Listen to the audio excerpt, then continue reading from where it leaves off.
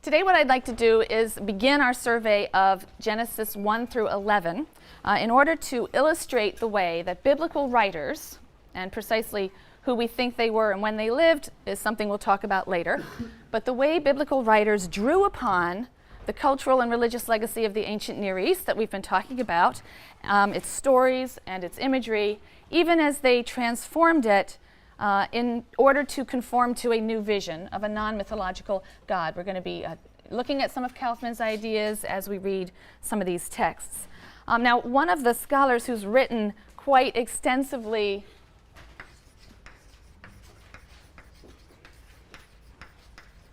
and eloquently on the adaptation of ancient Near Eastern motifs in biblical literature, come on, you can come, is a scholar by the name of Nahum Sarna. I highly recommend his book. It appears on your optional reading list. And I'll be drawing very heavily on Sarna's work as well as the work of some other scholars who have spent a great deal of time comparing Israelite and ancient Near Eastern stories, particularly these opening chapters, in order to see the features that they share and to wonder if perhaps there isn't, after all, a chasm that divides them quite deeply. In our consideration of Genesis 1 and 2, we first need to consider a Babylonian epic, an epic that is known by its opening words, at the top of the column over there, Enuma Elish, which means when on high, the opening words of this epic. And the epic opens before the formation of heaven and earth. Nothing existed except water. And water existed in two forms. There's the primeval freshwater ocean, which is identified with a male divine principle, a male god, Apsu. You have a primeval saltwater ocean, which is identified with a female divine principle, Tiamat. Tiamat appears as this watery ocean, but also as a very fierce dragon-like monster. I will be reading sections from Spizer's translation of Enuma Elish, part of the anthology put together by Pritchard. It begins, when on high the heaven had not been named, firm ground below had not been called by name, naught but primordial Apsu, their begetter, and Mumu Tiamat, she who bore them all, their waters commingling as a single body. No reed hut had been matted, no marshland had appeared, when no gods whatever had been brought into being, uncalled by name, their destinies undetermined. Then it was that the gods were formed within them. So there's some sort of commingling or union of this male and female divine, these male and female divine principles, a sexual union of Apsu and Tiamat that begins a process of generation. And it produces first demons and monsters. Eventually, gods will begin to emerge. Now, in time, Tiamat and Apsu are disturbed by the din and the tumult of these younger gods. The divine brothers banded together. They disturbed Tiamat as they surged back and forth. Yea, they troubled the mood of Tiamat by their hilarity in the abode of heaven. Apsu, opening his mouth, said unto resplendent Tiamat, their ways are verily loathsome unto me. By day I find no relief, nor repose by night. I will destroy, I will wreck their ways, that quiet may be restored. Let us have rest. Then answered Mumu Tiamat, giving counsel to Apsu. Ill-wishing and ungracious was Mumu's advice. Do destroy, my father, the mutinous ways, then shalt thou have relief by day and rest by night. When Apsu heard this, his face grew radiant because of the evil he planned against the gods, his sons.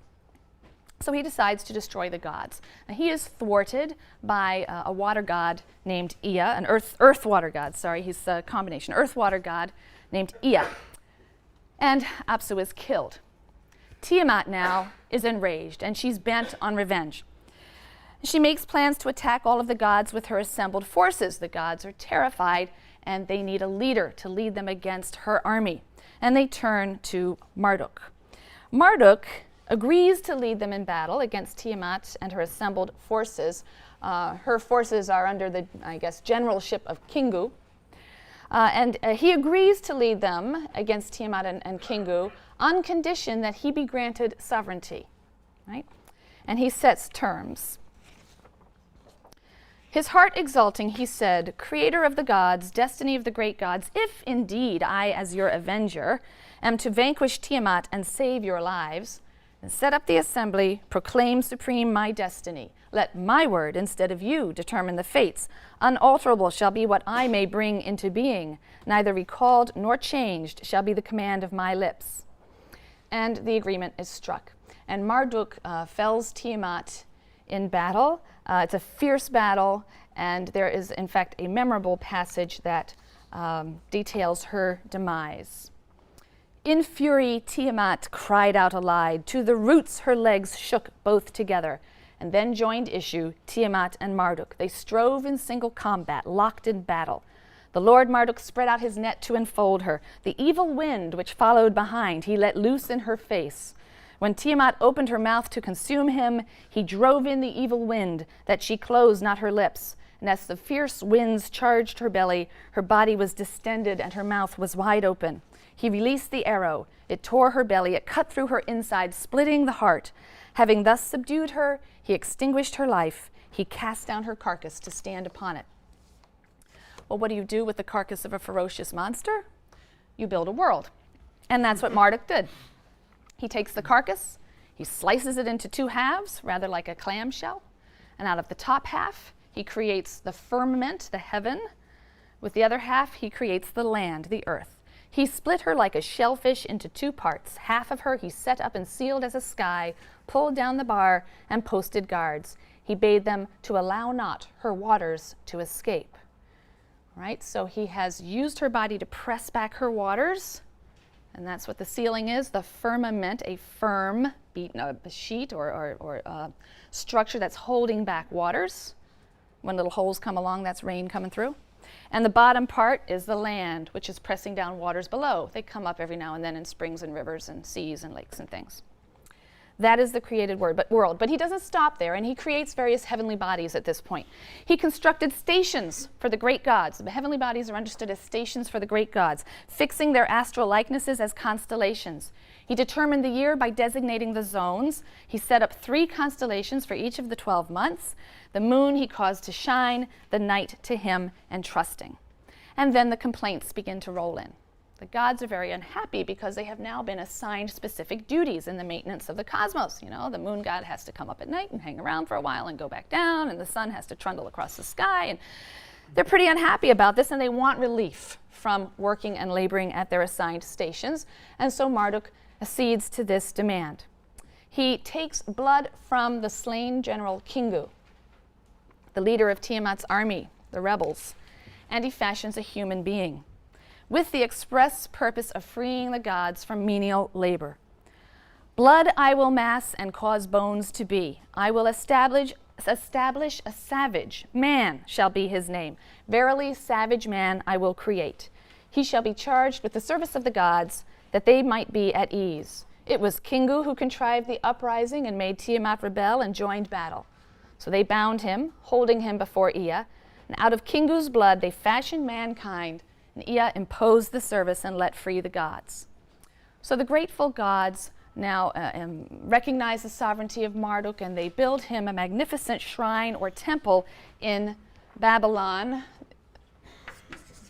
pronounced Bab-El, which simply means gateway of the god, the gate of the god. Babylon means the city that is the gateway of the god. And a big banquet follows, and Marduk is praised for all that he's accomplished, and his kingship is confirmed. And Enuma Elish ends. It was the great national epic of the city of Babel, or Babylon. It was recited during the New Year festival, which was the most important festival on the cultic calendar. And Nahum Sarna points out that it had 4 main functions, which I've listed over here. The first of those functions is theogonic. It tells us a story of the birth of the gods, where they came from. Its second function is cosmological. It's explaining cosmic phenomena, the land, the sky, the heavenly bodies, and so on, and their origins.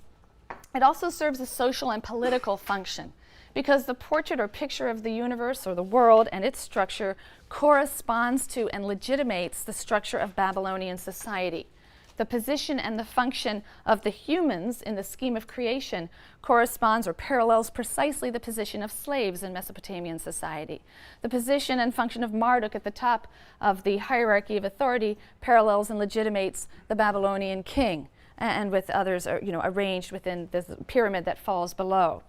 The epic also explains and mirrors the rise of Babel as one of the great cities in the ancient Near East. It explains its rise to power and Marduk's rise from being a city god to being at the head of the pantheon of a large empire. This also had a cultic function as well. According to Sarna and some other scholars, the conflict, that battle scene between Tiamat and Marduk, which is described at some length, symbolizes the conflict or the battle between the forces of chaos and the forces of cosmos or cosmic order. And that's a perpetual conflict. Each year it's dramatized by the cycle of the seasons. And at a certain time of the year it seems that the forces of darkness and chaos are prevailing, but each spring once again cosmic order and life return. So the epic served as a kind of script for the reenactment of the primeval battle in a cultic or temple setting. And that reenactment helped to ensure the victory of the forces of cosmos and life each year over the forces of chaos and death. So if we recall now some of the things we were talking about last time in the theories of Kaufman, we might describe the worldview that's expressed by Enuma Elish in the following way, and this is certainly what Sarna does. We're going to consider first of all the view of the gods, the view of humans, and the view of the world, right? 3 distinct categories. First of all, the gods. The gods are clearly limited, right? A god can make a plan and they're thwarted by another god who then murders that god. They are amoral. Some of them are nicer and better than others, but they're not necessarily morally good or righteous. They emerge from this indifferent primal realm, this mixture of salt and sea waters that is the source of all being and the source of ultimate power, but they age and they mature and they fight and they die. They're not wholly good, not wholly evil, and no one God's will is absolute. The portrait of humans that emerges is that humans are unimportant menials. They are the slaves of the gods. The gods have little reciprocal interest in or concern for them, and they create human beings to do the work of running the world. To some degree, they look upon them as slaves or pawns. The picture of the world that would seem to emerge from this story is that it is a morally neutral place. That means that for humans, it can be a difficult and hostile place. The best bet, perhaps, is to serve the god of the day, whatever god might be ascendant, to earn his favor and perhaps his protection. But even that god will have limited powers and abilities and may, in fact, be defeated or may turn on his devotees. Now, if we turn to the creation story, the first of the 2 creation stories that are in the Bible, because in fact there are 2 creation stories with quite a few contradictions between them. But if we turn to the first creation story in Genesis 1, it concludes in Genesis 2, verse 4. And not for nothing, but everyone understands the function of the colon, right? So if we say Genesis 1:1, I mean chapter 1, verse 1.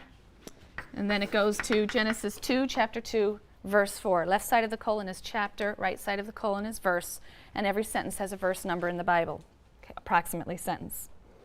If we look now, we'll see a different picture emerging. The biblical God in this story, which I hope you have read, is presented as being supreme and unlimited.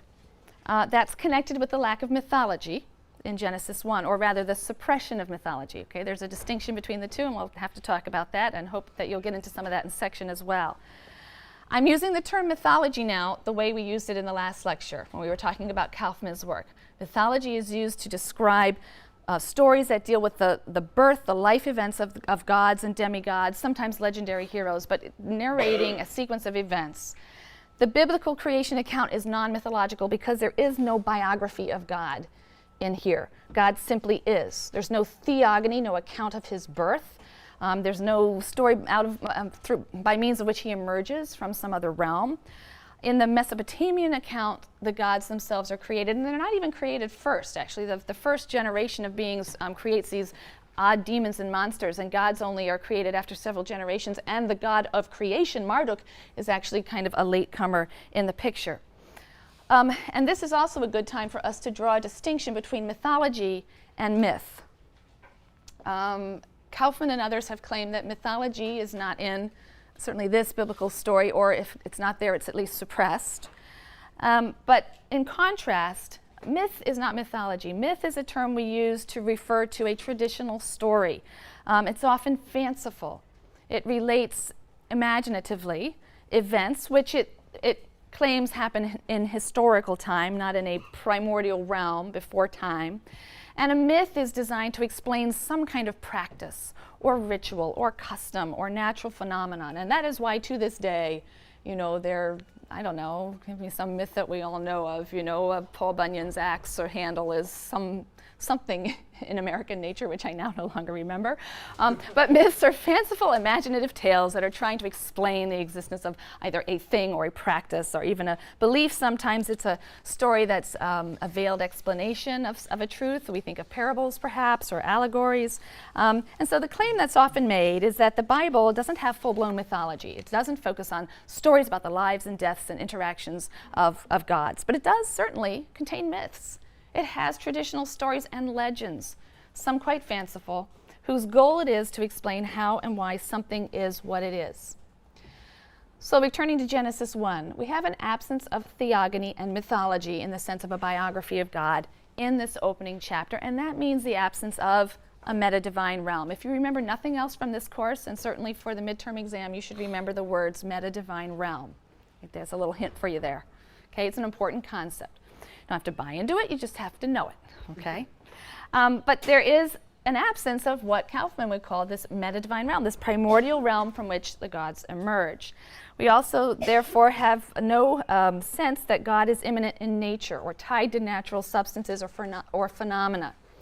So the biblical God's powers and knowledge do not appear to be limited by the prior existence of any other substance or power. Nature also is not divine. It's demythologized, de-divinized, if that's a word. The created world is not divine. It is not the physical manifestation of various deities, an earth god, a water god, and so on. The line of demarcation, therefore, between the divine and the natural and human worlds would appear to be clear. So, to summarize, in Genesis 1, the view of God is that there is one supreme God who is creator and sovereign of the world, who simply exists, who appears to be incorporeal, and who and for whom the realm of nature is separate and subservient. He has no life story, no mythology, and his will is absolute. Indeed, creation takes place through the simple expression of his will. When God began to create heaven and earth, then there's a parenthetical clause, God said, "Let there be light," and there was light. He expressed his will that there be light, and there was light. And that's very different from many ancient Near Eastern cosmogonies in which there's always a sexual principle at work in creation. Creation is always the result of procreation in some way, male and female principles combining. There's a very similar Egyptian creation story, actually, in which the god Ptah just wills, "Let this be." It reads very much like Genesis 1, and yet even so there's still a sexual act that follows the expression of those wills. So it is still different. Consider now the portrait of humankind, that emerges from the biblical creation story in contrast to Enuma Elish. In Genesis, humans are important. Genesis 1, humans are important. And in fact, the biblical view of humans really emerges from both of the creation stories when they're read together. The story here in Genesis 1, and then the creation story that occupies much of 2 and 3. The two accounts are extremely different, but they both signal the unique position and dignity of the human being. In the first account, in Genesis 1, the creation of the human is clearly the climactic divine act. After this, God can rest. And a sign of the human's importance is the fact that humans are said to be created in the image of God. Right? This occurs in Genesis 1, verse 26. "Let us make man in our image, after our likeness." What might that mean? Looking at the continuation of the verse of the passage, we have some idea, because humans, we see, are going to be charged with specific duties towards and rights over the created world. And it seems, therefore, that the idea of being created in the image of God is connected with those special rights and duties. A creature is required who is distinguished in certain ways from other animals. How are humans distinguished from other animals? You could make a long list, but it might include things like the capacity for language and higher thought or abstract thought, conscience, self-control, free will. So if those are the distinctive characteristics that earn the human being certain rights over creation, but also give them duties towards creation, and the human is distinct from animals and being created in the image of God, Now, there's perhaps a connection. To be godlike is to perhaps possess some of these characteristics. Now, being created in the image of God carries a further implication. It implies that human life is somehow sacred and deserving of special care and protection. And that's why in Genesis 9, verse 6, we read, "Whoever sheds the blood of man, in exchange for that man shall his blood be shed. For in the image of God was man created." We invoke that rationale from Genesis 1 in the absolute prohibition on murder. There is no way to compensate or punish someone for murder. It simply means forfeiture of one's own life. That's how sacred human life is. That's the biblical view. So the concept of the divine image in humans, right, that's a powerful idea. That there is a divine image in humans, and that breaks with other ancient conceptions of the human. In Genesis 1, humans are not the menials of God. And in fact, Genesis expresses the antithesis of this, where in Enuma Elish, service was imposed upon on the humans, so the gods were free. You didn't have to worry about anything. The humans would take care of gods.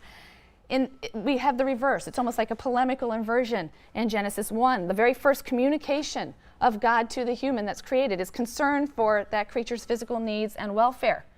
He says in Genesis 1, verses 28 and 29, he blesses them. God blessed them, and God said to them, "Be fertile and increase.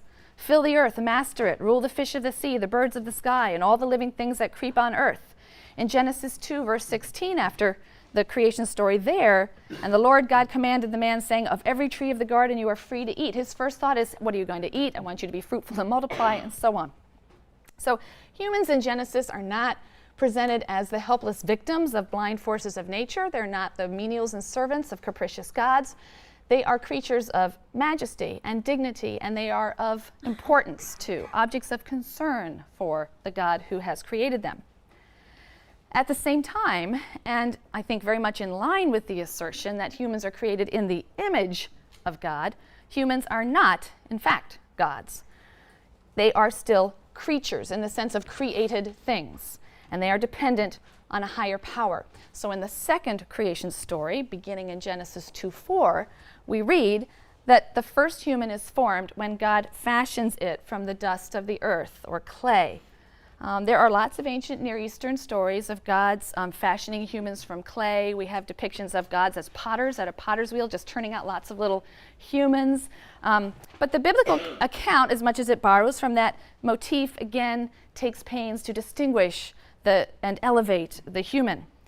First, the fashioning of the human from clay is, again, in that story, it's the climactic, or, well, not quite climactic. It's the penultimate, I suppose, moment in the story. The final climactic act of creation is the creation of the female from the male. That is actually the peak of creation, what can I say?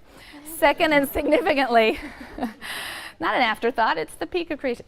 Second and significantly, God himself blows the breath of life into Adam's nostrils. So while he fashions this clay figure, all right, this carcass actually, and then breathes life, his own life into it. So in the second creation story, just as in the first, there's a sacred imprint of some kind that distinguishes the human creation from the other creatures. So this idea that the human being is a mixture of clay, he's molded from clay but enlivened by the breath of God, it captures that paradoxical mix of sort of earthly and divine elements, dependence and freedom, that marks the human as unique. It should further be noted that in the first creation account, there's no implication that man and woman are in any kind of unequal relationship before God. The Hebrew word that designates the creature created by God is the word Adam. It's actually not a proper name. Small a. It is Adam. That's a generic term. It simply means human, or more precisely, earthling, because it comes from the word Adamah, which means ground or earth. So this is an Adam, an earthling, a thing that has been taken from the earth. Genesis 1 states that God created the Adam with a definite article. This is not a proper name. God created the Adam, the earthling. Male and female created he them. That's a line that's vexed commentators for centuries and has spawned many very fascinating interpretations. And you will be reading some of those in the readings that are assigned for section discussion next week, and I think having a great deal of fun with them. Moreover, this earthling that seems to include both male and female is then said to be in the image of God. So that suggests that the ancient Israelites didn't conceive of God as gendered or necessarily gendered. The Adam, the earthling, male and female, was made in the image of God. Even in the second creation account, it's not clear that the woman is subordinate to the man. Many medieval Jewish commentators enjoy pointing out that she was not made from his head, so that she not rule over him, but she wasn't made from his foot, so that she would be subservient to him. She was made from his side, so that she would be a companion to him. And the creation of woman, as I said, is in fact the climactic creative act in the second Genesis account. With her formation, creation is now complete. So the biblical creation stories individually and jointly present a portrait of the human as the pinnacle and purpose of creation. Godlike in some way, in possession of distinctive faculties and characteristics that equip them for stewardship over the world that God has created. Finally, let's talk about the image of the world that emerges from the creation story in Genesis 1. In these stories, there is a very strong emphasis on the essential goodness of the world. Recall some of Kaufman's ideas or categories again.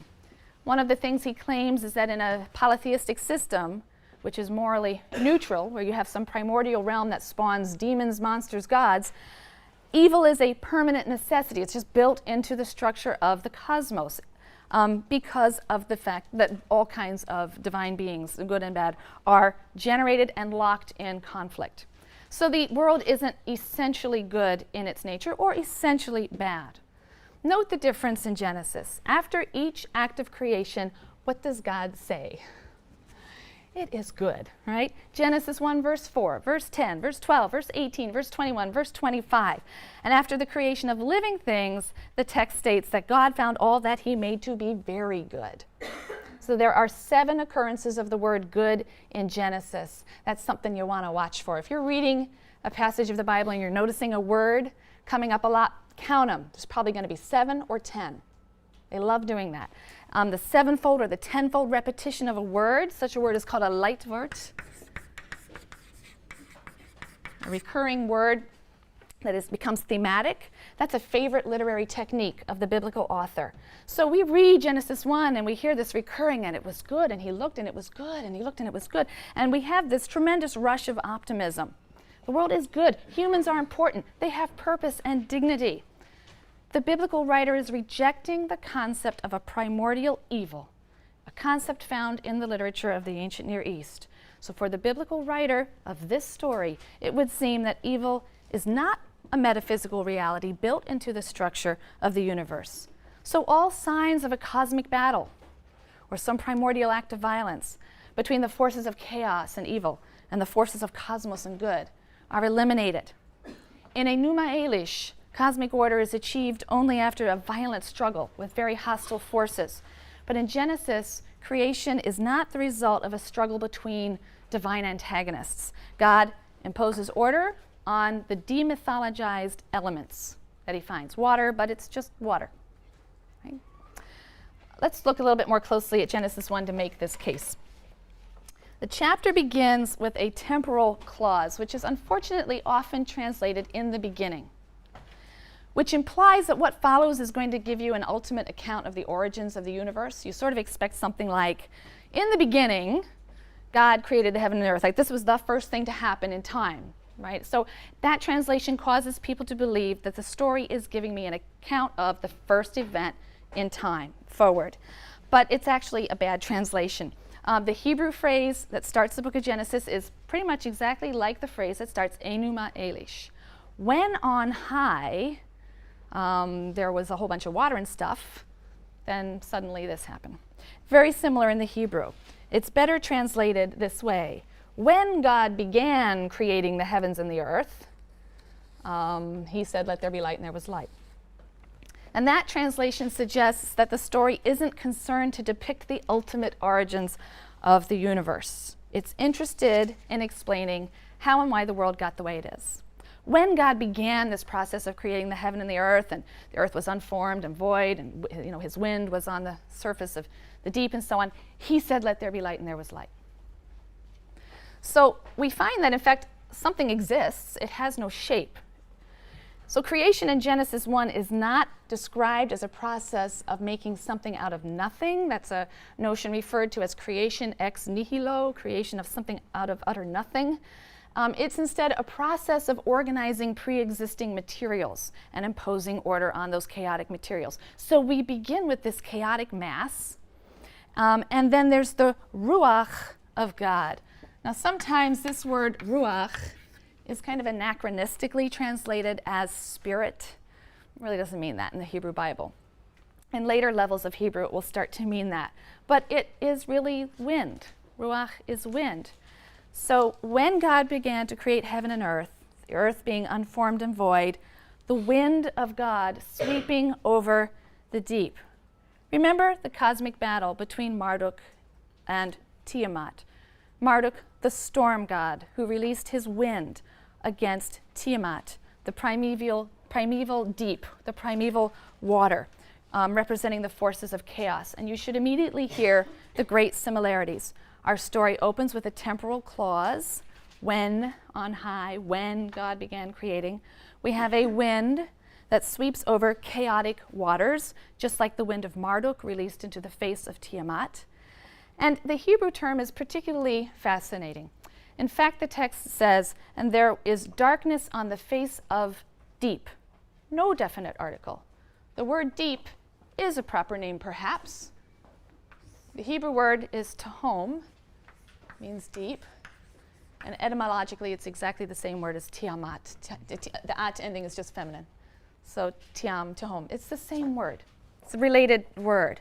So the wind over the face of deep. Now this demythologized. So it's as if they're invoking the story that would have been familiar and yet changing it. So the storyteller has actually set the stage for retelling the cosmic battle story that everyone knew. That was a story that surely was near and dear to the hearts of many ancient Israelites and ancient Near Eastern listeners. So all the elements are there for the retelling of that story. We've got wind, we've got a primeval, chaotic, watery mass or deep, and then, surprise, there's no battle. There's just a word. Let there be light. And the ancient Near Eastern listener would prick up their ears. Where's the battle? Where's the violence? Where's the gore? I thought I knew this story. So something new, something different was being communicated in this story. And don't think that biblical writers didn't know this motif of creation following upon a huge cosmic battle, particularly a battle with a watery dragon-like monster. There are many poetic passages in poetic sections of the Bible that contain very clear and explicit allusions to that myth. It was certainly known and told to Israelite children and part of the culture.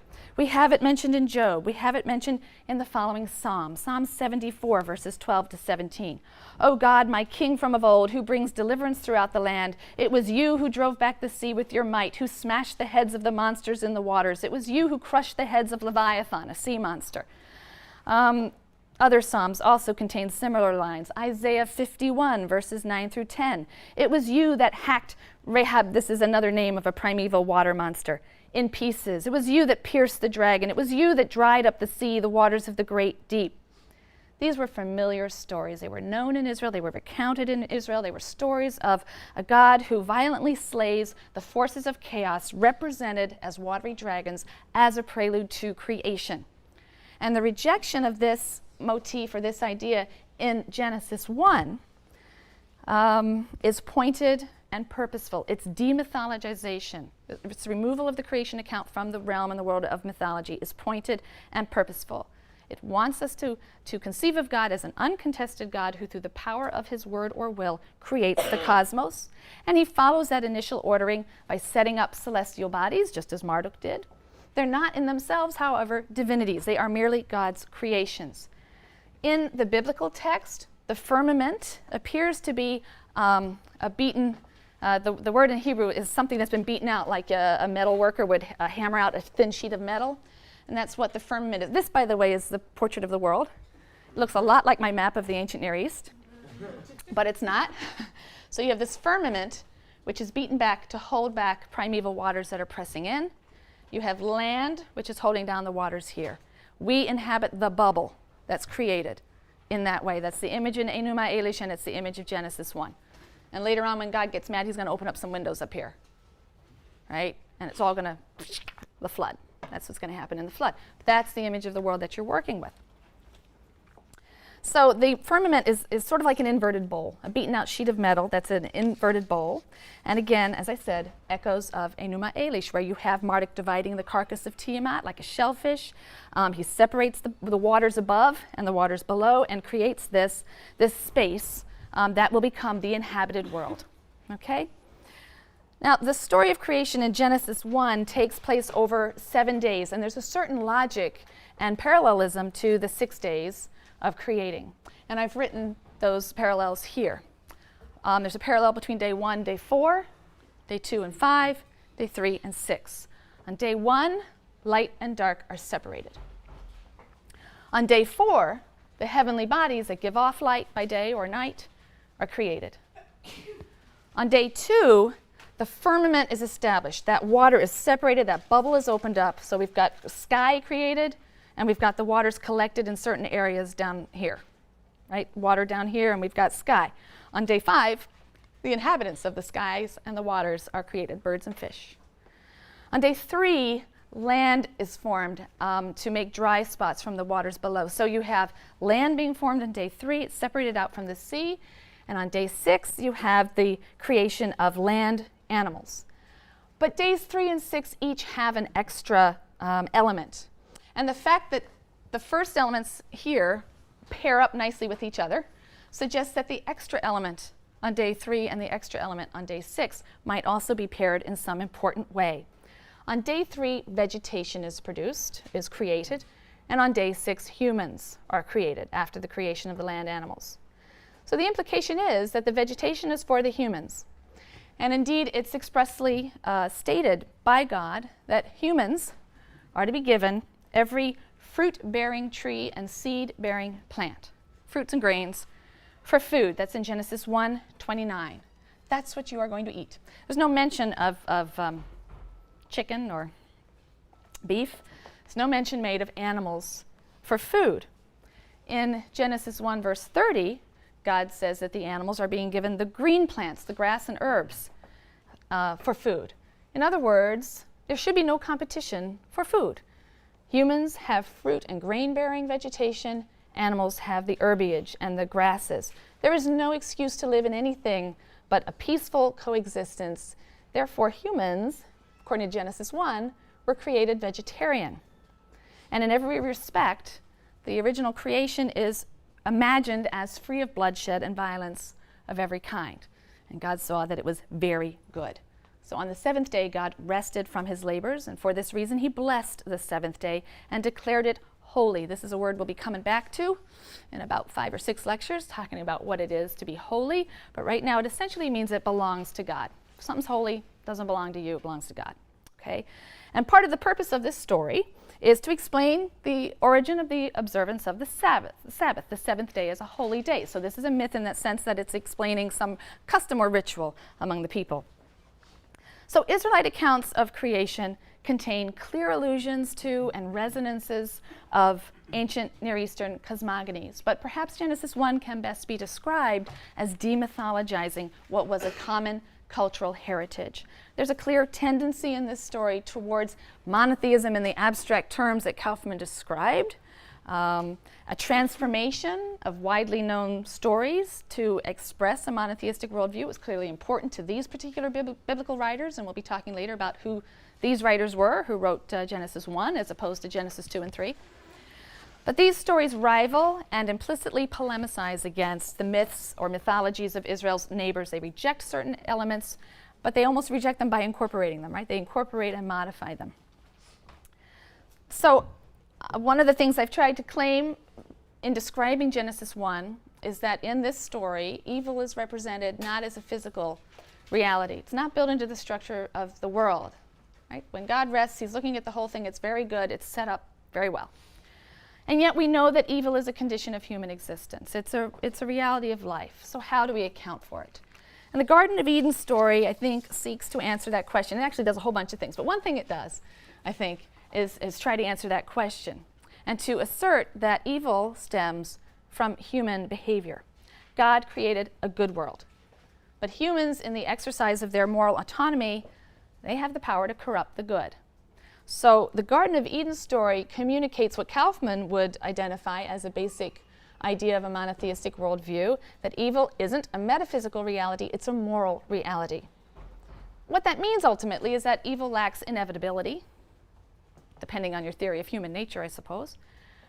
But it also means that evil lies within the realm of human responsibility and control. Now, Nahum Sarna, the scholar whose work I referred to earlier, he points out that there's a very important distinction between the Garden of Eden story and its ancient Near Eastern parallels. He says the motif of a tree of life or a plant of life or a plant of eternal youth, that's a motif that we do find in other ancient Near Eastern literatures, in ancient Near Eastern myth and ritual and iconography. And the quest for such a plant, or the quest for immortality that the plant promises, that these were primary themes in the Mesopotamian epic of Gilgamesh. We'll have occasion to talk in great depth about this story next time. But by contrast, Sarna says, we haven't as yet uncovered a parallel in ancient Near Eastern literature to the biblical tree of the knowledge of good and evil. It's not the tree of knowledge. It's a tree of the knowledge of good and evil. It's a longer phrase. What is the significance of the fact that the Bible mentions both of these trees? It mentions a tree of life and the tree of the knowledge of good and evil, and then goes on to just focus on the tree of the knowledge of good and evil. It virtually ignores the tree of life until we get to the end of the story, and that's important. But this tree of life, which seems to be central to many other myths of this time and this part of the world, Sarna argues that the subordinate role of the tree of life signals the biblical writer's dissociation from a preoccupation with immortality. The biblical writer insists that the central concern of life is not mortality, but morality. And the drama of human life should revolve not around the search for eternal life, but around the moral conflict and tension between a good God's design for creation and the free will of human beings that can corrupt that good design. The serpent tells Eve that if she eats the fruit of the tree of the knowledge of good and evil, she will become like God. And he's really not telling a lie in a certain respect. And God knows that. The human beings will become like God's, knowing good and evil. It's one of the things about God, knows good and evil and has chosen the good, right? The biblical writer asserts of this God that he is absolutely good. The humans will become like God's, knowing good and evil, not because of some magical property in this fruit. And it's not an apple, by the way. That's based on an interesting mistranslation. Do we know what the fruit is? I don't think we really know. But it's definitely not an apple. That comes from the Latin word, which sounds like apple. The word malum for evil is close to the Latin word for apple, which, if anybody knows, whatever. And so in the history, iconography began to represent this tree as an apple tree and so on. But it's not an apple tree. I don't know if they had apple trees back then there. But it's not because of some magical property in the fruit itself, but because of the action of disobedience itself. By choosing to eat of the fruit in defiance of God, right? This is the one thing God says, don't do this. You can have everything else in this garden. Presumably, even you can eat of the tree of life, right?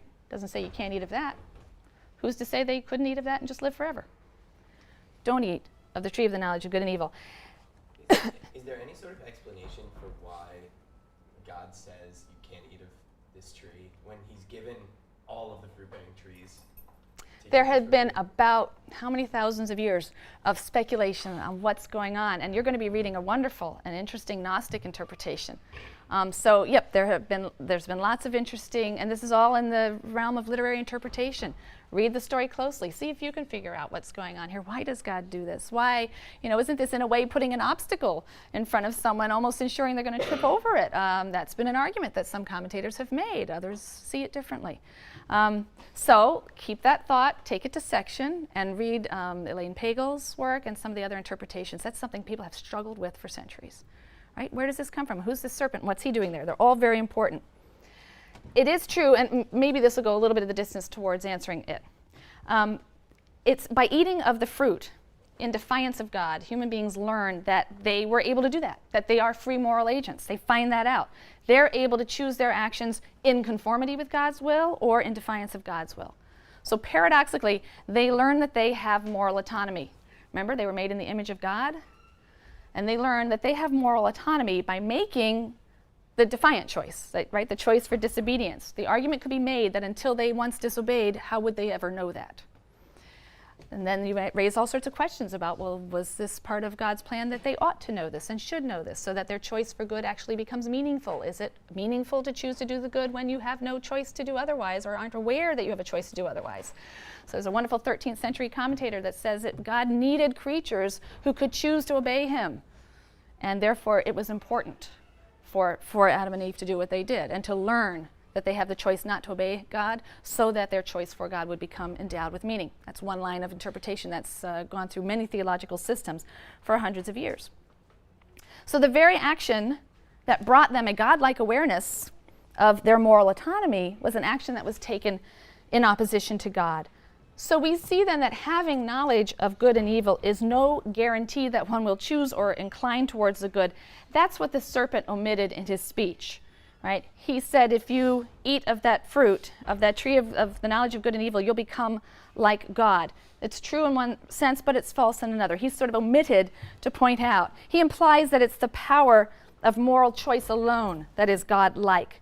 But the biblical writer will claim in many places that true godliness isn't simply power, the power to do what one wishes. True godliness means imitation of God, the exercise of one's power in a manner that is God-like, good, life-affirming, and so on. So it's the biblical writer's contention that the God of Israel is not only all-powerful, but is essentially and necessarily good. Those two elements cannot become disjoined. They must always be conjoined in the biblical writer's view. And finally, humans will learn that the concomitant of their freedom is responsibility. Their first act of defiance is punished harshly. So they learn in this story that the moral choices and actions of humans have consequences that have to be borne by the perpetrator.